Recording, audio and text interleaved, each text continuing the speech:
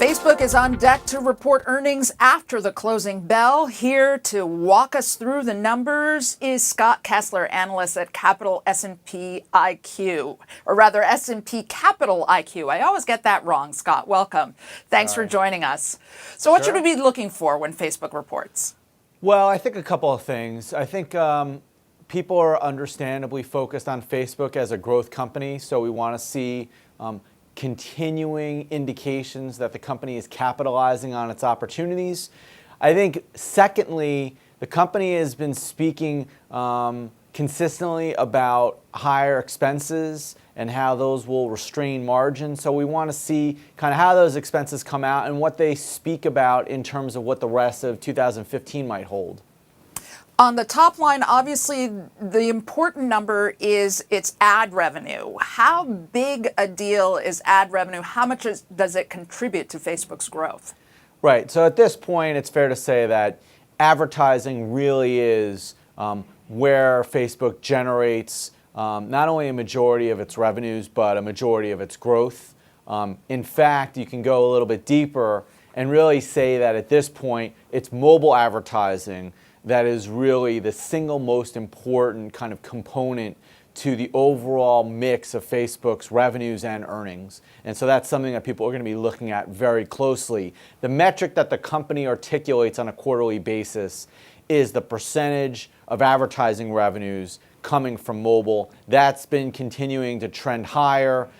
We look for something in the ballpark of, say, 2/3 to maybe up to 3/4 of revenue from advertising revenue from mobile, say, for a balance of this year.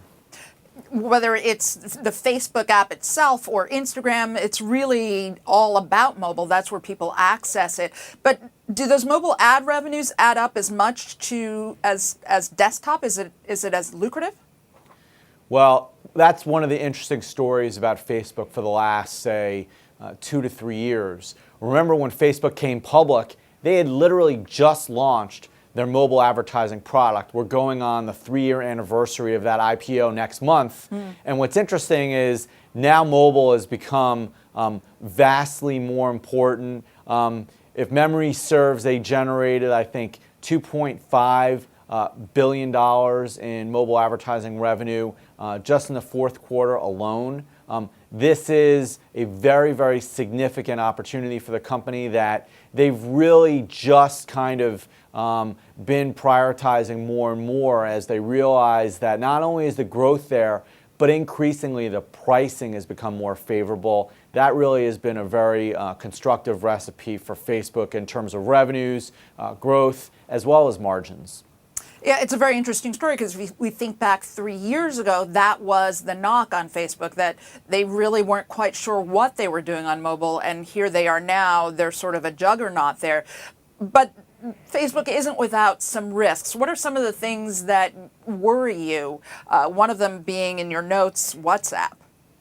Right. So the reason that we identify, say, WhatsApp and Oculus as risks are really not that we don't think those deals made sense when they were announced and completed or make sense now.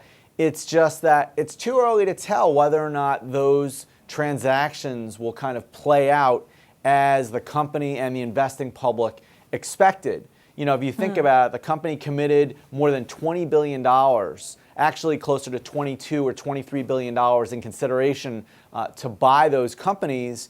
And to be frank, I mean, WhatsApp is really still pre-revenue and Oculus is pre-product. So there's a lot that needs to kind of be done before anyone can say those deals have been a success. In the meantime, a lot can go wrong. We're not necessarily expecting that to happen, but those definitely are risks to consider. Another one is just the fact that it seems like has Facebook kind of accumulated or won over as many kind of users around the world as they can muster. I think that they're now at like 1.4 billion users around the world. And that doesn't really include China, right?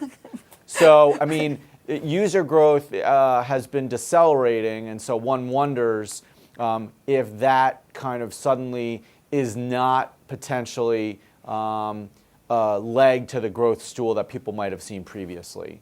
So overall, we're going to watch for the law of big numbers. Is the growth slowing?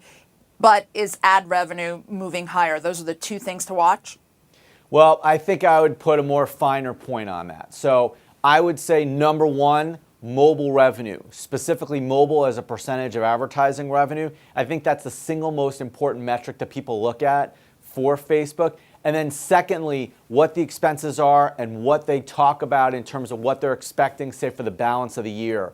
People want a sense that the company is being prudent and disciplined with respect to spending and that they're getting related returns.